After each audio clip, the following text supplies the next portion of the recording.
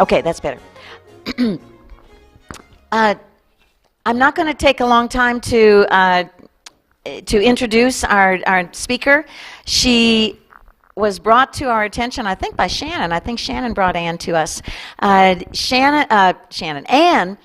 Jerome is currently the Executive Director of the American Heart Association and the American Stroke Association, and she is newly placed in that. She's got a long career in the nonprofit world, but she's relatively new to that particular organization, and she's going to talk to us about nonprofit versus for-profit, and just the differences of those two worlds. And we're very lucky to have her here, as busy as she is. So let's give a nice warm welcome to Ann Jerome. Okay, am I on? Okay, I'm not the technological person, so we need to see. Is my microphone on? Not yet. Not yet. Can you hear me? Yes. Okay. Okay. Yeah. Thank you. Thanks so much for having me here. And a glass expert. In one of my former jobs, I had the good fortune of being the CEO of the Ronald McDonald House in Kansas City, and we built a LEED certified Ronald McDonald House, and glass was everywhere, and that became a really big deal. So I know how important that can be. Thank you for having me here today. As Kathy said, that I met Shannon a few years ago and became familiar with the Launchpad Club through Leads for Success, through Shannon Manchcom, and a project that we had a few of the members work on when I was at the Ronald McDonald House here in Austin. And so I was really pleased that she asked me to come and speak to you all. I hope what I have, is valuable, and I'd like it to be as interactive as possible too. So if I don't really want to be like talking and having something that isn't meeting some of your needs, too, with what you're doing in your job search. I am not a firewall expert or an IT expert. I do like to surround myself with those kinds of people, even in the nonprofit world. So I just thought I would just kind of start, and when Shannon and Kathy and I have traded emails and talked about what I would talk about, I thought they said for me to share a little bit about myself and the nonprofit world, and if some of you might be potentially looking at making a transition into the nonprofit world, or have ever thought about that, maybe I could share some thoughts about that. So. I just wanted to start off, I didn't realize you would have military-related things in here, and one of the things that I always share, people have asked me, how did I get involved in the nonprofit, or what, I've always been in nonprofit, and I always say that it started when I was in 3rd grade in New Orleans, and the Vietnam War was going on, which I automatically date myself when I say that. But at the time, there was a huge influx of Vietnamese refugees coming into the New Orleans area, into the Michoud area. Like I said, I was 8 years old. They would never allow this to happen today, I know. But as a parent, I know this. But we had a priest, a young priest in a Catholic school that I went to, and he asked for volunteers, kid volunteers, 3rd through 5th or 6th grade, who would come every Saturday. We would board school buses. No parents, no parental supervision on this. We would board school buses. I did this for 2 years. Every Saturday morning, they would bus us to Michoud. We were assigned children and a family, a Vietnamese family. We would go into their apartments, remember, not supervised or anything like that necessarily, and I would teach English. I would teach them English as an 8-year-old, which I didn't realize the importance of what that could potentially mean, at 8.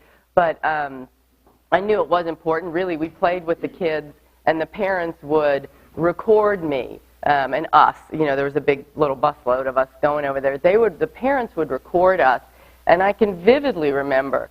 They would give me sheets of paper. I would read into a little tape recorder, and it was all job related. It was, do you have an application for me to fill out? It was all job related, and it was just trying to help them learn English. And so I always think, if I had to go back to what was it, it was that. It was that moment when even as an 8-year-old I realized I could be helpful, and I wanted to be helpful, and that I wanted to make a difference. So, that's where I say, I liked that quote. I saw that, that life is not a path of coincidence. There's been too many things, and I think in your lives too, that you probably realize that you're there for a reason, you're here for a reason, you're here today for a reason, and I'm here today for a reason. So that was really kind of like what started me on that path. I've always had a sharp sense of purpose, and as Kathy said, I've been at the Heart Association for not quite a year. So I do understand job transitions. I do understand being the new kid in the shop, and I do understand, the challenges of trying to figure out what that next step might be, and how do you get your foot into the door. My first job out of college, I have a master's degree in sociology. Like I'm not too sure. My husband is an IT person. And when we met in college, that was really like the first thing we said to each other is, what's your major? I said sociology, and he had a really good laugh. Like, what in the world are you going to do with that? And I was like, oh, I'm going to save the world. And of course, what was he going to do with it? Go into the corporate workforce and, make a lot of money. And so it's really worked out well for both of us over the years because, I really, was going to save the world and really, I wanted to be a leader. And so I'm, pleased to say that you can make a decent living in the not-for-profit world, so don't ever shun that necessarily. It's different, very different in some ways, but very similar too. So my first job was at Goodwill, and then I actually started the first program for disadvantaged folks there, not disabled, and it was a job readiness program. So somehow I've always kind of found my way into helping people make connections and being creative and brainstorming, what are the next steps, that you can take. I went from there to the Kansas City Free Health Clinic, and there's where you can see, like, health became kind of a big issue for me. And health is a big issue for me. At the time, it was the Free Health Clinic. They just changed their name last year to the Kansas City Care Clinic because of the Affordable Care Act, right? Like, when everyone is no longer uninsured, how do they move and change with the times? So that was, a really interesting transition for them. Ronald McDonald House, I started there. I was with that organization for 13 years, 8 years in Kansas City as the CEO. I was, pretty young at the time and had the good fortune of building a Ronald McDonald House. Like I said, it was the biggest thing I'd ever done. It was the biggest thing they'd ever done, and it was really amazing. It's an amazing mission. It's an amazing organization here. I was here for 5 years that time at Shannon, and really trying to help people there, right, helping families whose kids are in the hospital. Leukemia Lymphoma Society, this is where Shannon knows that I understand transitions. So Leukemia Lymphoma Society, I was there for only about 10 months as a managing director here in Austin and loved it. And then I was approached by the Heart Association. So both of those are missions that I had a cousin who had lymphoma. He's, successfully defeated it. So it was a personal thing for me. Every one of these were personal. So in some ways that might be different from your search. But, at the same time, I always have been drawn to things that I did have a personal connection to. And I think sometimes that makes the work easier. It makes the work more rewarding, no matter what your role is there, whether it's IT or community outreach or sales. Having that connection in some ways has always helped me find a connection to that. It makes it more believable when I'm out there. Now I'm at the Heart Association, and I hope this is where I really can kind of coast out. And it is an amazing mission. It's an amazing organization, and it's very large. Okay, so it's So that's one of the things that appealed to me. Ronald McDonald House is an international organization, but it's really small and grassrootsy, real mom and popish, small teams and very local. And Leukemia Lymphoma Society and the Heart Association are both much larger organizations. And that was something I had never really been a part of. And so for me, you know, and my advice too is to, part of it was, well, can this old dog learn some new tricks? You know, really was something that was like, well, I'm very used to autonomy and that type of thing in a smaller setting, but how would I be able to impact a larger setting? And so that was one of the things that appealed to me. And not only that, everyone has a heart, right? And so we all have to care about heart disease. And it's a big deal. It's the #1 killer of all Americans. And my dad is is a poster child for heart disease with his first heart attack at 54. So he's doing great. He's 71, just turned 71. But it was something that's very personal to me, and stroke as well. So that was something where I felt like I could bring some of the leadership skills that I have and some of the connection skills. In my role there, and really, as you know, a lot of my roles have been, I've been drawn to how do we connect with people in the community, with all kinds of people in the community. That's how we met Shannon. You know, when I was at the Ronald McDonald House, they reached out to us as a volunteer project, and how could we work with folks in the job club, Darlene in particular, who is an amazing graphics person, you know, to keep her skills going, keep the skills of the club going, and also help make connections. So that's a lot of what I do in my role, but really having a sharp sense of purpose to me is important.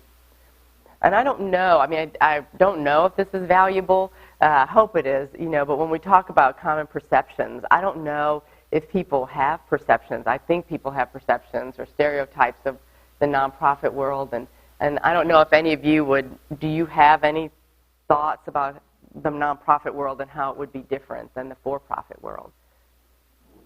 Well, I guess one of the things that's always concerned me is that my experience of it has been that it's more political.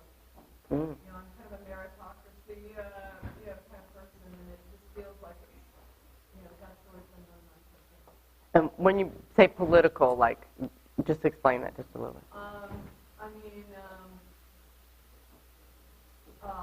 strong relationships, almost like cliques, and also that I've noticed in a lot of them that there's even more differentiation between men and women, that there's more men at the top and the women are the doers.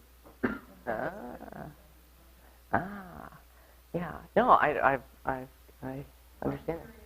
It's much like tax. It's also very chaotic. They are not interested in running it like a business. They're in there for social reasons. And volunteers play down. So it's incredibly frustrating as well.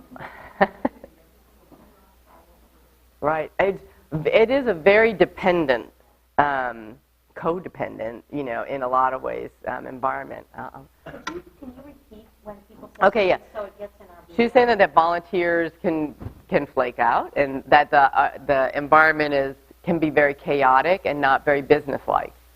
Okay. Kind of touching on both Tom's previous comments.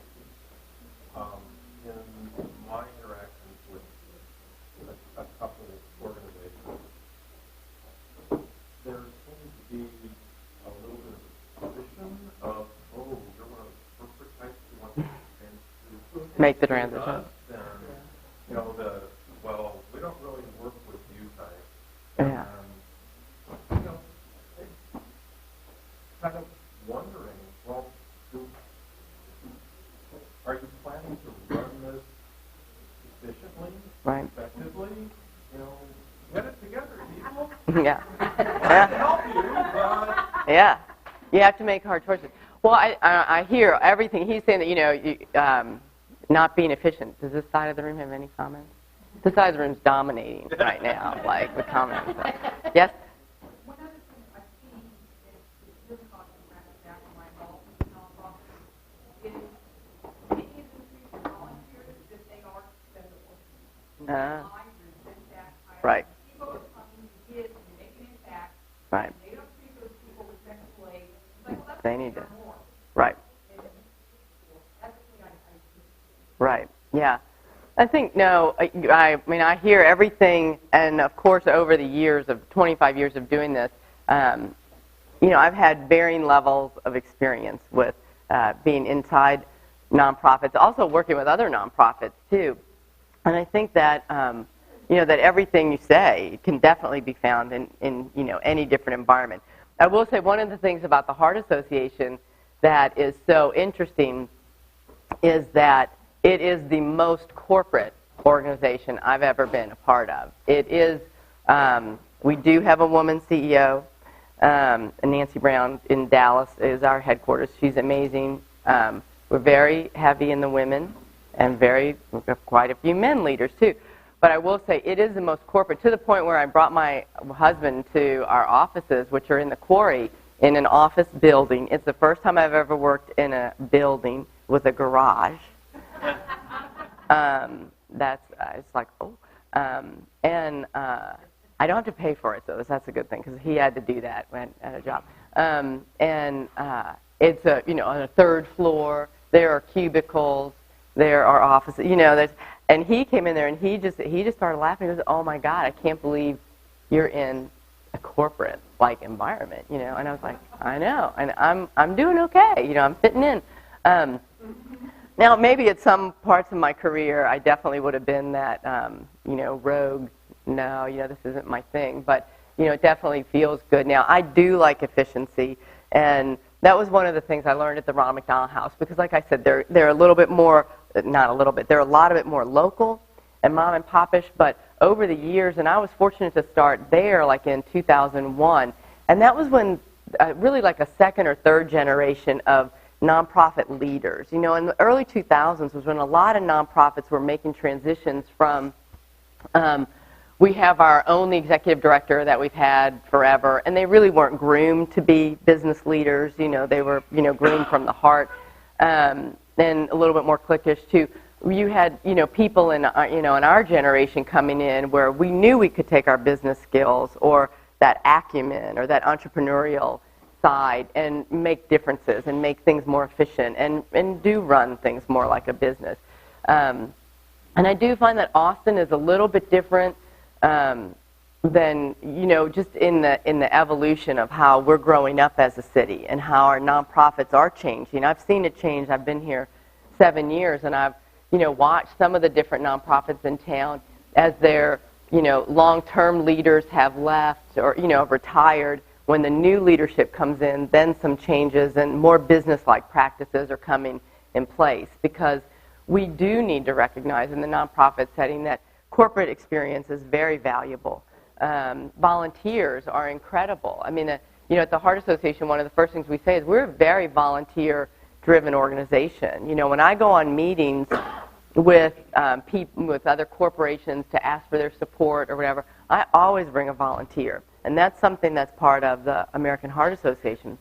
And it really wasn't part of what I did in other places, but that's so important to us, you know, that the volunteer leadership is there. Cliquish, been personal. That was, you know, very personal relationships. I can definitely see how that plays out, but I also see that play out in the corporate world too. You know, it's like who you know, right? Like, and how you know them, and if you have leverage on that relationship or whatever. I mean, so definitely things can look a little more cliquish like that. I worked in a not-for-profit 20 years ago, but most of my work experience is in the for-profit world. Yeah. And I liked it for the pros, but I also liked it for the cons, because coming from the corporate world, I was able to kind of reinvent the organization, you know, through some very simple ways. But what was shocking to me was that there was, at that time, in the organization I was in, and I think it's quite true from what I know of not-for-profits, having worked with many others in other capacities, is that there's very low turnover, and they don't look for problems, or they don't see them. And I mean, I made, you know, wholesale changes in 3 years. And I mean, I found graft, I found lying, I found cheating, I found people that weren't working, were doing nothing, literally nothing. that were let go. I mean, Yeah, definitely. But that organization, of course, is different. I mean, from, they're all different. But I enjoy making a difference, making change, making it better. Yeah. So Good. there's potential for that coming from the corporate world into the not-for-profit. At least there was at that time, and I think there's still. Yeah, there's still some great opportunities, and I think you're right. I think.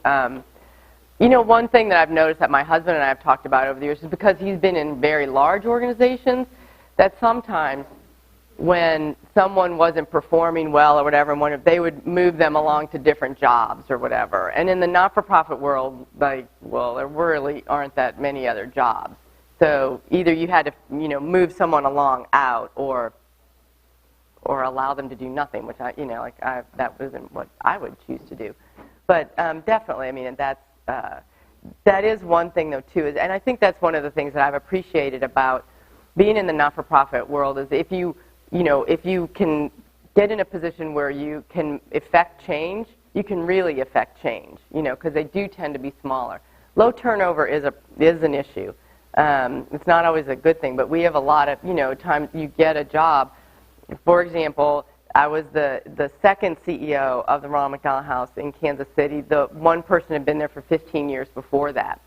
And at the time I applied for that job, I had a 13-year-old and a 10-month-old. And I was like, maybe I should just work part-time or whatever. Then this opening came, and my husband said, well, wait a second. You just said you wanted to go part-time, and now you're going to try to be a CEO? I mean, and I said, dude, you don't understand. This job's not going to open up for another 15 years. If I don't try it now, it's not going to happen. Timing is, everything. And so I applied, and I got it. Now, I was there 8 years, and at the same time, I do think that leadership does need to change over. I mean, like a good 10 years, and you're not as fresh as you think you are. So that was never a concern of mine that I would be there forever. And actually, a colleague of mine from the Kansas City Free Health Clinic became the next CEO. And she's of the same mindset of me and just announced that after 7 years, and she got to build a smaller Ronald McDonald House there too, she's moving on to be the CEO of the Ronald McDonald House in Chicago. So she's staying within the system. But, I think in this generation, you're seeing that I don't need to stay there forever. I do want the challenge, and I do think organizations need freshness. And I think that's the same thing in the corporate world, too, that maybe in the corporate world you see that change happen a little bit more rapidly than you do necessarily in the nonprofits. Yeah. We had a workshop that was conducted by Barry Silverberg of the Center for Nonprofit and Community-Based Organizations on how you get a job in the nonprofit world. And one of the things that he said, and I'm wondering if this is the same or changed, he said in the nonprofit world they care a lot more about how mission-driven you are. Yeah, if you took time off from your programmer job to go help the hurricane victims somewhere in a third world country, they love that because you're mission driven rather than production driven or profit driven. And that was what makes you so attractive in the nonprofit world. But that also, when you're mission driven, you may not be that good in a business. And so is that changing? Do you look for people that are also motivated more by, they're goal-driven in addition to that soft, mushy side? Yeah, I'm going to say at the Heart Association, we are a bunch of type A goal-driven people. And it's fun. I mean, it's not I don't mean that in a bad way. I love knowing that everyone is working as hard as I am. I haven't found, that, and I think that's really good. I do look, when I hire people, and, we don't have a lot of openings. We do have openings, so it is a great site, and I didn't put that on here, but I'll make sure that I'll send you the link we have, openings. They're not all in Austin, though, that's the thing. But it is good to see, what's out there, and I'm a firm believer in looking at job descriptions and just job applications so you can see what do I need to do to get there. But we do definitely look for people that are mission-driven. We look for people that have a lot of dimension to them. I think that's part of it too. The dimension of that you have a heart, that you're willing to. I think when people are mission-driven, they're willing to roll their sleeves up. That's my perception. They're willing to roll their sleeves up. they're willing to do things that maybe they wouldn't do normally, that they're not going to, that they're willing to, make lunch or whatever. It doesn't matter what role you have, that you're willing to pitch in and do lots of different things and be available, be able to go above and beyond. Like if you volunteer for the Red Cross or something, that definitely says something about you in terms of, what you're willing to do.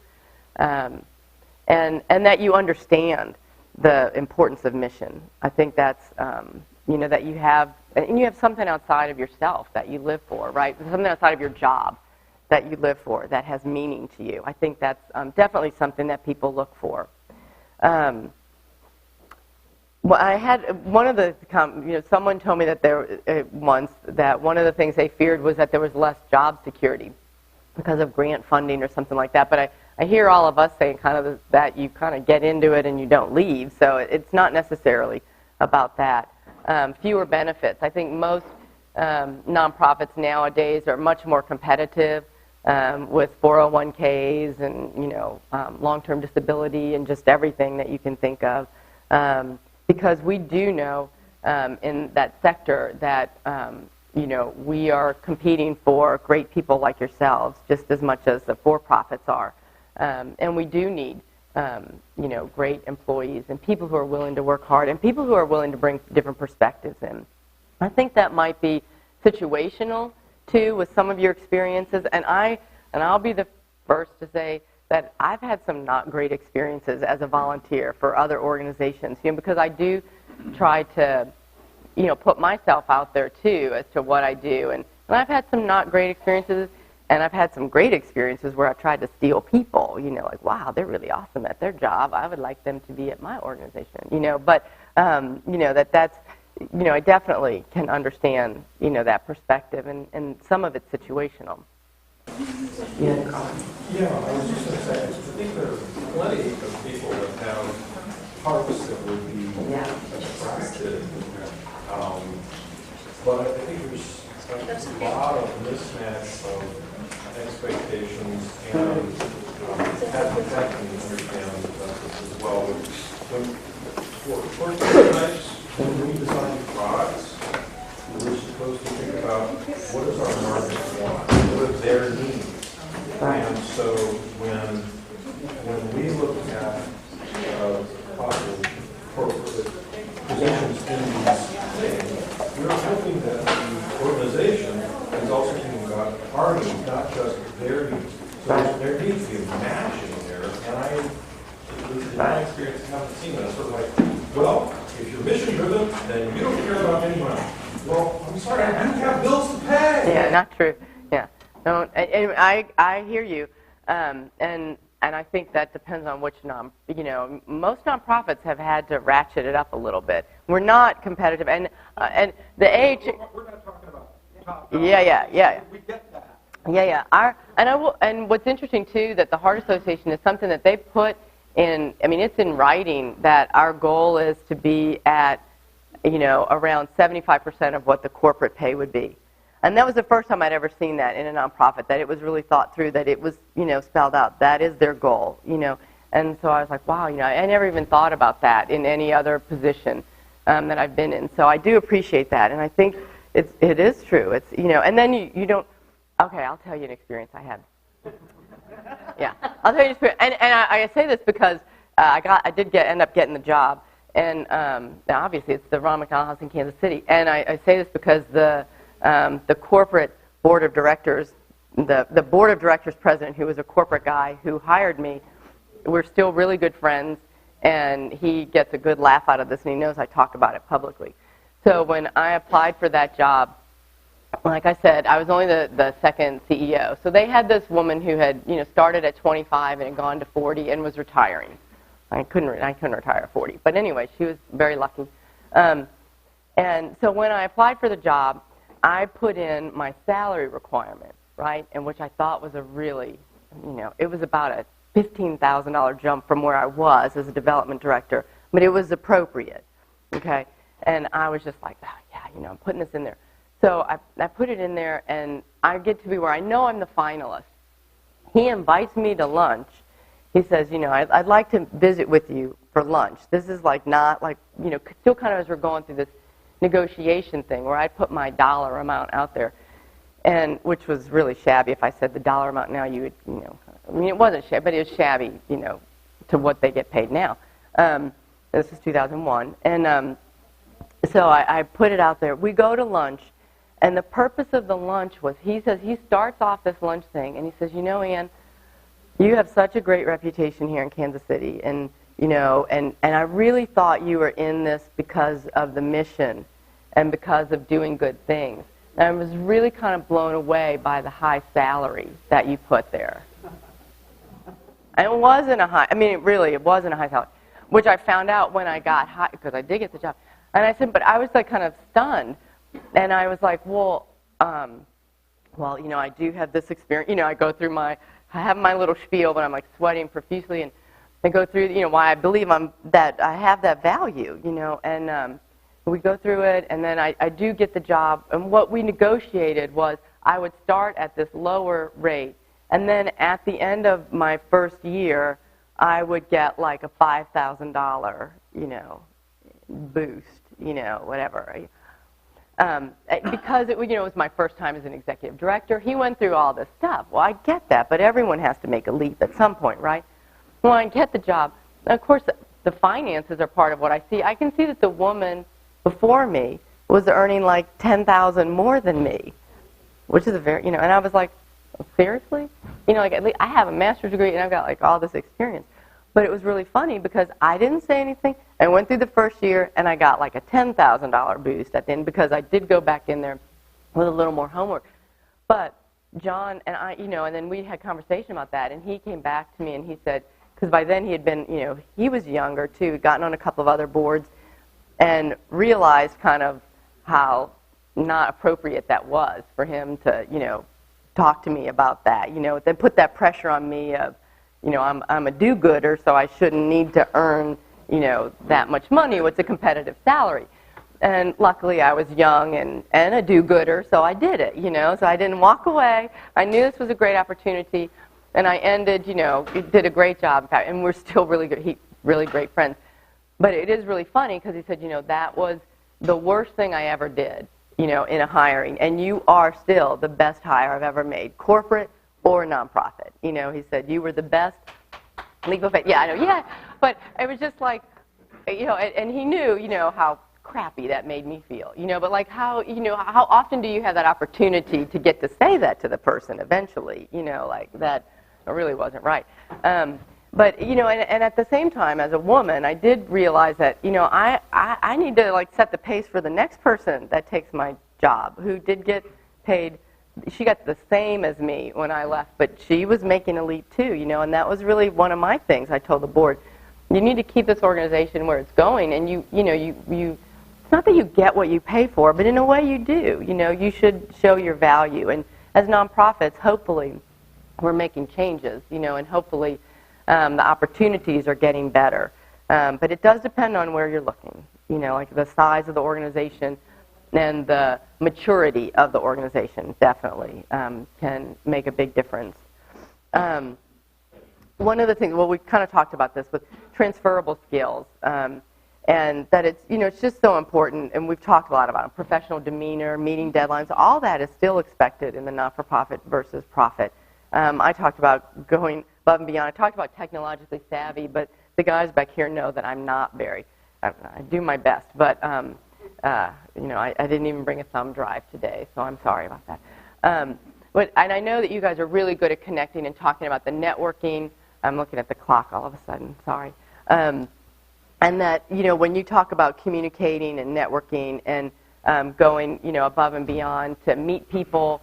And meet people where you have no idea. I kind of smiled when you said the Gold's Gym thing, because we were on spring break last week, and I went on spring break, which I don't normally do, but I did, and we were in Destin, and my husband and I signed up for the Gold's Gym there, and we actually met a few people there, and I thought, so when you said that, I was like, that was really cool. Like, I didn't need to meet someone in Destin, but I ended up meeting people in Destin, and I was like, oh, that was kind of cool, and we talked about how that was a neat experience to network that way. And so, connection is really essential, and I think you guys know that, and especially the way the world has gone with everything going online and trying to reach the people who are actually making the hire. That's a big deal. You know, that's hard. When I was approached about the Heart Association, I was approached by someone who knew they were looking, and then they said, okay, and here's the link. Well, then it turned into the whole online application and, you know, the assessments, right, that, you know, you have to do now when you get jobs that I had never, you know, had to do that kind of thing, the personality assessment. So then I was like, God, I don't know, you know, maybe that's, I don't know about this, you know, I don't know how I'm going to fit in, how I'm going to do. So I totally can understand and empathize with, you know, the differences in the workplace, too, now in finding jobs. I put, of course, you guys are probably way more social media savvy than I am, but I'm pretty active out on Twitter, and I am not active on Pinterest. I don't know why. I just put that there because I know it exists. No, I'm not very active there. I don't like to shop, so that's not, huh? I can follow you? Okay, yeah. I mean, I do see great inspiration. When I go out there, I go, wow, that's kind of cool, like cool quotes or things like that. But, you know, LinkedIn, of course. I mean, you guys all know that. And I'm kind of after my husband. He needs to get a photo up there. He doesn't have a photo up there. I'm just like, you know, that's, you know, and he's an IT guy, so he's like, well, you know, like it's necessary. You know, you need to be out there. Instagram is, you know, to me that's fun, but all the organizations, companies are out there, nonprofits are out there, but definitely companies are, you know, I think it's a great way to show personality too. And I think that's always surprising as to how many people are paying attention to your personality and how that does impact what you can contribute at different companies.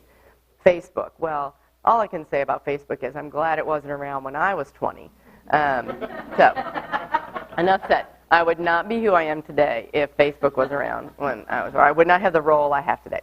But, you know, just, and you know that, you know, be careful. I have a 28-year-old son. He just turned 28 yesterday. And I have a 15-year-old son.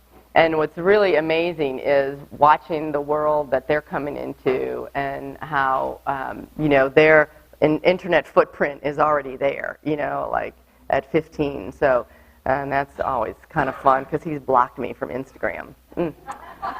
Not good, not good. But, you know, whatever. There's enough other moms that secretly follow him that I know what's going on. But, you know, be really in tune to what you're putting out there. I think the one thing too, like with Twitter, and I found that it's interesting. You know, you know, I have this role for the Heart Association, but I think what's one of the things. Did anyone go to South by Southwest Interactive? Right. Yeah. I know. I saw Shannon. You were there. I saw it because I actually did a presentation. I was the third time I tried to like be a panelist, and we made it in. And it was the first Friday, it was the very first day of it because I was going on spring break, right? So I got the badge, the $1,200 badge, and then I left town the next day. So I couldn't even like go do a lot of stuff. I was like, you know, but it was really fascinating to be there. And I did go to the job, there was the open job market stuff that they had there. I don't know if any of you guys attended that. And that was interesting. You know, I walked through there, you know, kind of visited with some people.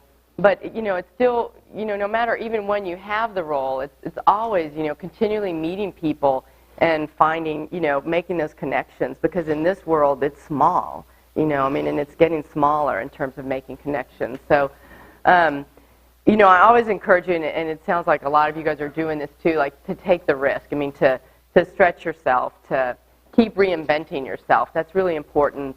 And, you know, and keep moving. Just last night, I was driving down Lamar, and I saw some of the kids from the Texas School for the Blind walking.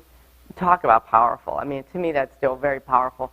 And I thought to myself, gosh, you know, I'm not volunteering right now for anything because I've been kind of caught up in my own world. And I thought, you know, I need to reach out to them. You know, I want to call them and do something with them. But, you know, just trying to constantly think of different ways to push yourself to grow and then not allow yourself. And I know a lot of you guys are doing that, just being here, you know, is pushing yourself to grow and putting yourself out there. Always be approachable. I'm often a little bit too approachable. I don't think you can be that. But, you know, I'm very accessible, and so, you know, if anyone ever wants to reach out to me or whatever, just to get ideas, or if you're applying for a nonprofit or something like that, I'm happy to help you come up with questions or things like that. But, I think that's really important, especially when you're in job search mode, is to be as approachable as possible. People like people who are likable, and who are approachable and who are open and willing, and have know when to have fun. People who work with me know that I do like to have fun. I do get the job done, but often there's, jokes being made, and I think that's fun too. We all have some stresses in our lives, right? Whether it's finding a job, keeping a job, figuring out how to do your job, that helps make the day go by. And then, when you're in the, especially if you're in like informational interviewing stages and meeting with people, really do your best to listen with sincerity, listen to what they're saying. And a lot of times I know when I'm meeting with people, whether it's like informational interviews or, because I do a lot of that because I'm trying to figure out like, is there a connection, that we could approach for the Heart Association or something. I really have to concentrate on listening to them. Not like trying to think of what's my next 2 questions or how do I make this matter, So I think when you're meeting with people, trying to listen with sincerity because you never know what you're going to pick up on that you'll be able to come back to. Under promise, over deliver. I did go to the University of Memphis, and that's where FedEx is, so that was always kind of drilled into us just because they were there. But I think that's really important. When you're in, when you're in search mode, when you're in new mode, when you're in, status quo mode, always, do your best to, over deliver. Do what you say you will. Know yourself and your limitations. Oh, well, push yourself though too. And then the last thing I have here is that, taking care of you is priority number 1. And you talked about Gold's Gym. I think that's great. I'm a very physical person. And I think that when you have, that kind of energy, it helps your mental, it helps your emotional status. I put on here, like do whatever. When you can't be so focused on one thing that you lose track of what, really is important. I work for the Heart Association, so I want you to eat healthy, and I want you to, be physically active and take care of yourself because in the long run, that makes you the best you can be. And when you're in, job search mode, you have enough on your plate, but taking care of you really is number 1.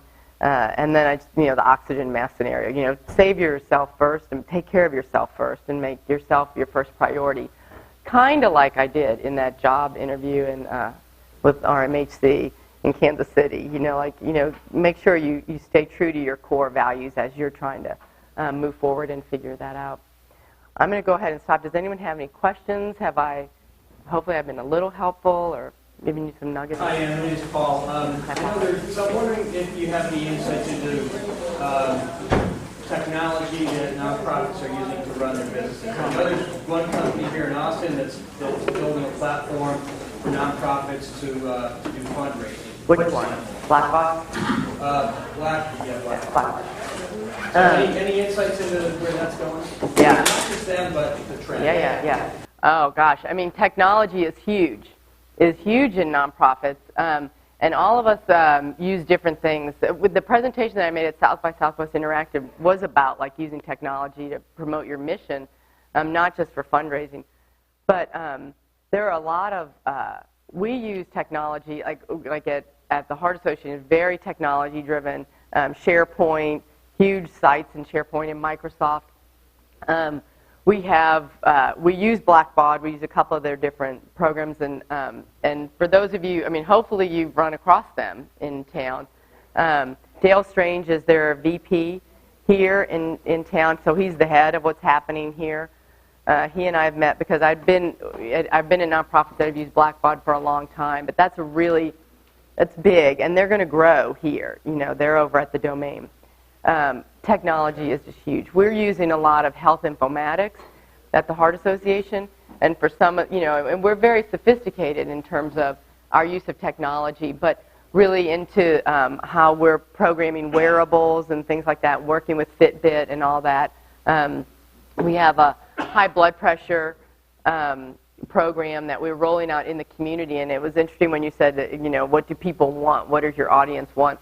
And then for us, I think that's a unique proposition, because none of us really want to hear that, heart disease is a really big deal and we want you to be healthy. I want to go eat queso, for lunch, and not salad, but everything in moderation. So if you ever see me eating queso, that you will see that.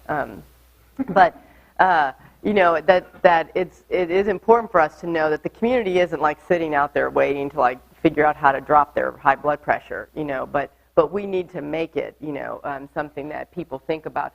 But so we have a big technology team that's out of Dallas that is working on the health informatics angle and partnering with companies who create all the technology, all the wearables, and all the new technology that's coming out. We also have a huge line of business, and we do say it like that, like it's a line of business, that is working with all the hospitals and with their electronic, patient records and things like that have to happen, because we have developed things that allow hospitals to make sure that there's consistency of care, and the way they log that when someone shows up having a stroke or having a heart attack. So we have a whole line that's very clinical, very technical, that I always bring the person with me, because I get to a real base level and that's it. I'm done. I can't go very deep into that. But I love knowing that it's there, and I love knowing that one of our, Nancy Brown, who is the CEO who I alluded to, she also spoke at South by Southwest Interactive, and it was like me and her, but not together. I've never met her, actually, but it was just interesting. But I was so happy that the Heart Association, it was the first time we were there, and you can see as you start to look at this that nonprofits are seeing we do need to be in front of these audiences. We are a part of what's being created, and we're working with companies who are creating things that are going to ultimately make a big difference. And our goal, I'll end with our goal, is 2020 goal of increasing cardiovascular health of all Americans by 20%, while reducing cardiovascular deaths and stroke deaths by 20%. That part's actually easy. We're doing really great with the preventing deaths. Stroke actually dropped to number 5 killer this year from number 4. But it's the prevention, having us all lead healthier lives. We can't control that, but we are working with technology to make sure that hospitals and doctors are having the most innovative things. So I don't know if I'm answering your question about specific companies, but I think that we're all starting to wrap our heads around, like, really, there's a lot more connections than we've ever thought of. And some nonprofits are a lot more at that grassroots level. There was a girl from the Marathon Kids. Are you guys familiar with Marathon Kids? Where they encourage kids to run 26.2 miles over a school year, not like in a day. And it was a young woman from there, and she was really grappling and I've got her card, and I've reached out to her since then, because their technology is so poor, and they need to get new technology, yet they don't have much money, and trying to figure that out. So you have like this, there's like a continuum of where nonprofits are. So I encourage you to look at nonprofits. Don't rule it out, because you never know where that good fit is going to be for you. And Shannon? I'm sorry. Yeah. I had just written an article for LinkedIn that talked about how when you're volunteering for a nonprofit, you're not just giving your free skills to them. It's a great way to network, because you guys have to turn to the corporate world to be able to get funding for your organization. Right. And so just because I'm volunteering my facility and I can't turn to you, who I'm volunteering for, and say, hey, who do you know that I could talk to? Right. Maybe somebody, even though the office is full of IKEA furniture and it's all mismatched, doesn't mean that the development director isn't married to the CEO of Samsung. Right. So, right. Yeah. No. That's true. I had the good fortune of working with lots of people in the corporate world, and have helped lots of volunteers. Especially volunteers that I've gotten to know. If I know they're going to Samsung and there's a route, like I know Catherine Morse, who's with Samsung General Counsel. If there's something I can do, I'm willing to do that, and and make those connections. So yeah, I think it's within the nonprofit world, we all rely on the corporate world so much, and we all have all these relationships that you just never know who's going to walk in the door and how you can help a volunteer. So I hope I know other nonprofit people think like that too. I'm not the only one. That when we have these relationships, I feel like I owe it to volunteers too to help make those connections too, especially when they are giving of us, and if I know, that they're working through this transition, while they're volunteering for us, if there's something I can do. Well, bottom line is, kind of my motto is I'm happy to help. Like what can I do to be helpful? And so I guess I started there and I can end there. But hopefully this is a little helpful. And I wish, all of you lots of luck. Do stay in touch. Shannon knows how to reach me. Kathy knows how to reach me.